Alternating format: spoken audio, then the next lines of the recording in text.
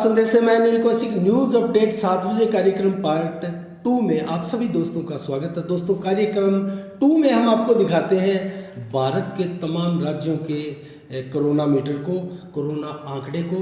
तो दोस्तों, आज शुरुआत करने से पहले मैं आपको बता दूं कि कोरोना की लहर लगातार भारत से जा रही है और आंकड़े घट रहे हैं। दोस्तों, आज भी भारत में जो आंकड़ा है 2,22,700 का, तो वो आंकड़ा आज भी कल की बनिस्बत 18,000 कहीं ना कहीं कम है।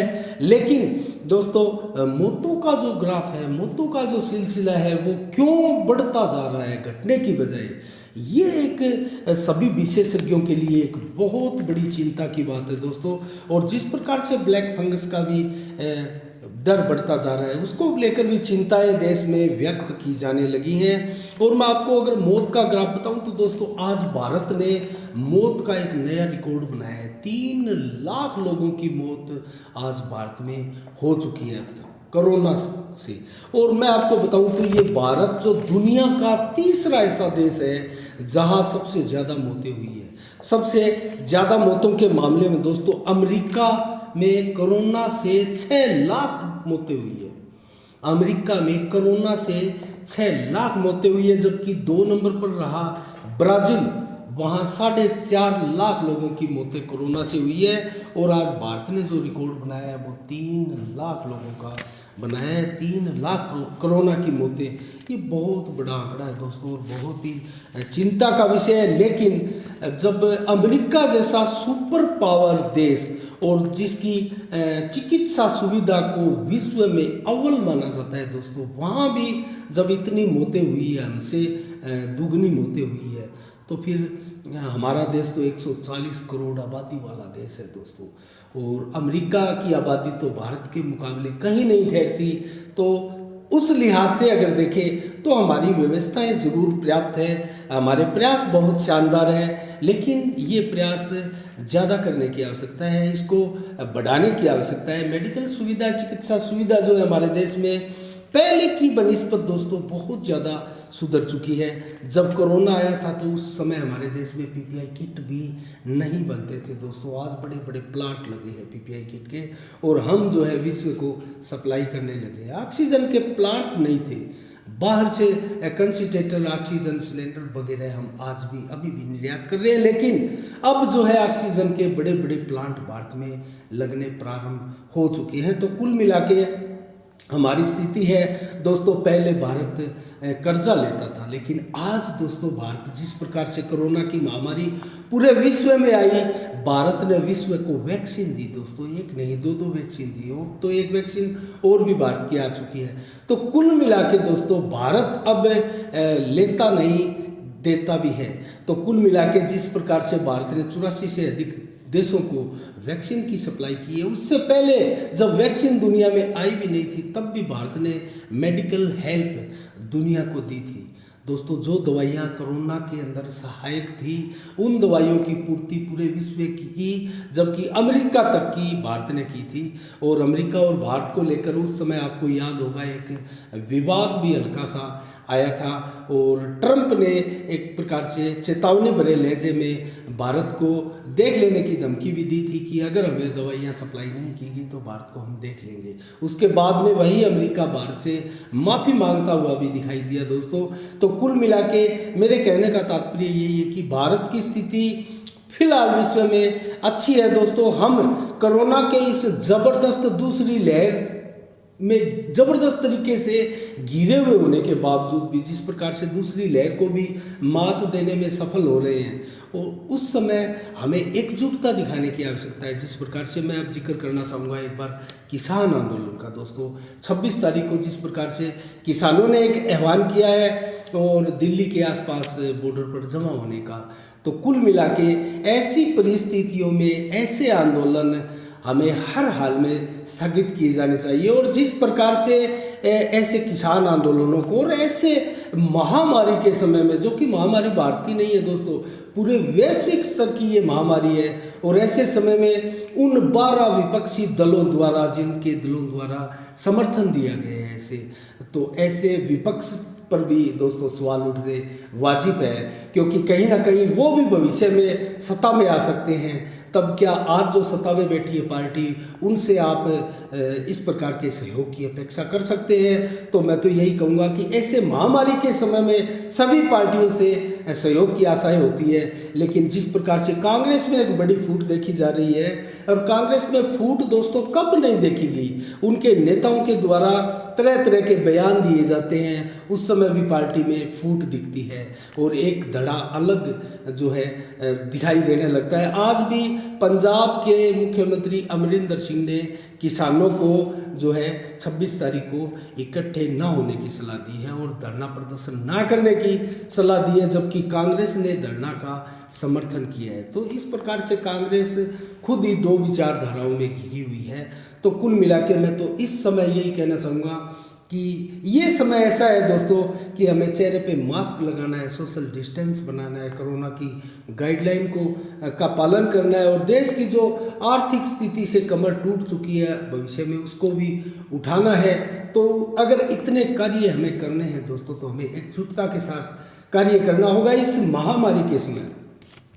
और अगर आप नहीं चाहते हैं तब भी आपको सरकार का समर्थन करना चाहिए, क्योंकि महामारी के समय दोस्तों ये तो उस प्रकार का समय है कि किसी दो देशों की अगर आपस में जंग छिड़ जाती है तो किस प्रकार से सभी वहाँ अलग अलग जाति धर्म के लोग जो है वो एक होकर अपने देश के अपने सैनिकों के पीछे खड़े होकर युद्ध में अपना सब कुछ न्यौछावर कर देते हैं। उसी प्रकार से दोस्तों महामारी भी एक युद्ध से कम नहीं है। यहाँ आप मैंने अभी आंकड़ा बताया 3 लाख लोग दोस्तों कोरोना से दम तोड़ चुके हैं, और 3 लाख लोगों के उन परिवारों को देखिए, उनकी संवेदनाओं को आप महसूस कीजिए, उनके दर्द को आप कहीं ना कहीं महसूस कीजिए, और आप चेहरे के ऊपर से मास्क हटाकर ऐसे धरना प्रदर्शन में रोडों को जाम करते हुए आप किस प्रकार से दोस्तों इस देश के अंदर ये प्रदर्शन कर पाएंगे। तो मुझे नहीं लगता कि ऐसे समय में हमें किसी प्रकार का प्रदर्शन करना चाहिए। तो दोस्तों इसी के साथ मैं ज़्यादा समीक्षा में नहीं उलझना चाहूँगा, आपको आंकड़े बताना चाहूँगा भारत के तमाम राज्यों के, और जिन 24 राज्यों के आंकड़े हमारे पास आज हैं उन आंकड़ों को मैं बताना चाहूँगा। आज भारत में जिस प्रकार से 2,22,700 से अधिक से वो कोरोना के संक्रमित आए हैं दोस्तों, 3 लाख से ऊपर आज जो है रिकवर भी हुए हैं, लेकिन 4,452 लोगों की जिस प्रकार से कोरोना की मौत हुई है ये चिंता को बढ़ाने वाला है, लेकिन 18,000 कल से मामले कम हुए, ये हमें खुशी प्रदान करते हैं। महाराष्ट्र का आंकड़ा देखें तो दोस्तों 26,672 का है, और कल की बनिस्बत ये 539 का बढ़ा हुआ प्रतीत होता है, लेकिन 29,170 यहाँ रिकवरी है वो अच्छी है, लेकिन मौतों का सिलसिला आज 1,320 का है। महाराष्ट्र से सबसे ज़्यादा मौत का आज रिकॉर्ड बना है। उत्तर प्रदेश के आंकड़े देखें तो 4,715 के हैं, और 231 लोगों की मौतें हुई है दोस्तों। आज 14,086 लोग उत्तर प्रदेश में रिकवर हुए हैं। ये लगभग आज बहुत अच्छी रिकवरी उत्तर प्रदेश से आई है दोस्तों। पॉजिटिविटी रेट जो है उत्तर प्रदेश में बहुत मिनिमम निचले आंकड़े पर आ चुकी है। दिल्ली में भी यही हाल है दोस्तों। दिल्ली का अगर देखें तो मात्र 1,649 आज मामले दिल्ली में आए हैं, और 189 लोगों की मौतें हुई है, और 5,158 लोग आज रिकवर हुए हैं। 611 कल की बनिस्बत घटकर आए हैं।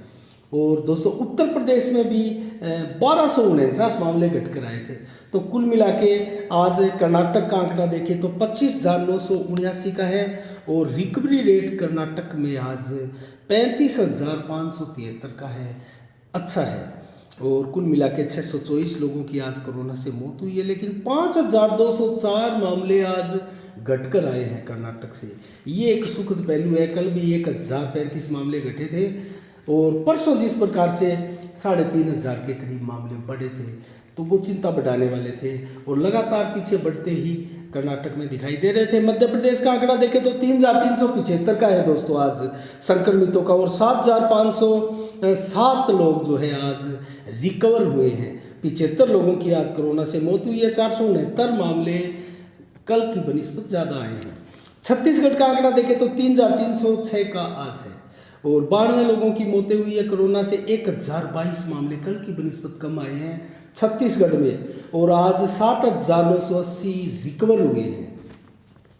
केरल का आंकड़ा देखें तो आज 25,820 का है और रिकवरी का आज आंकड़ा देखें तो 37,316 का है। तो केरल में रिकवरी अच्छी हुई है और केरल में मौत का आंकड़ा जो है 188 का है। 2694 मामले कल की बनिस्बत केरल में कम आए हैं। ये एक अच्छी बात केरल से देखने को आ रही है। और तमिलनाडु में भी दोस्तों आज 390 मामले कल की बनिस्बत कम आए हैं और 35,483 मामले तमिलनाडु में आए हैं। 422 लोगों की तमिलनाडु में मौतें हुई है, 25,196 रिकवरी हुई है। गुजरात का आंकड़ा देखें तो 3,794 का आज है और 53 लोगों की मौतें हुई है। 8,734 रिकवरी आज गुजरात से हुई है। 411 मामले कल की बनिस्बत गुजरात से कम आए। तो गुजरात में पिछले काफ़ी दिनों से दोस्तों लगातार मामले घट रहे हैं और आज जो पॉजिटिविटी रेट है गुजरात की वो भी बहुत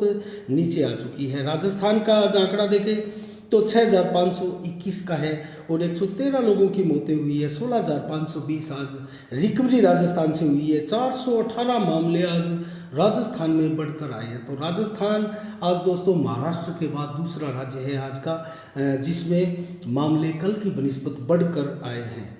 तो इस प्रकार से पश्चिम बंगाल का आंकड़ा देखें तो दोस्तों यहाँ 443 मामले कल की बनिस्बत घट के आए हैं। पश्चिम बंगाल में कुल मिला के टेस्टिंग जरूर यहाँ कम है लेकिन कुल मिला के आंकड़े सुखद एहसास देने वाले हैं। 18,422 का आंकड़ा है और 19,421 का आंकड़ा जो है रिकवरी का है।